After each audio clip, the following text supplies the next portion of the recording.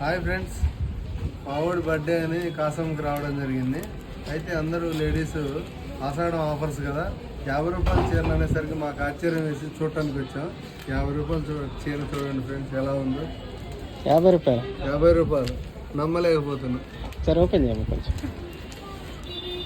ఎందుకండి 50 రూపాయలు? ఎందుకని చీర 50 రూపాయలకి పాయింట్? ఆషాఢం ఆఫర్ అంట. బాగుంది కదా. నేనైతే మా అమ్మకు 10 కొనుక్కొని పోతా ఫ్రెండ్స్.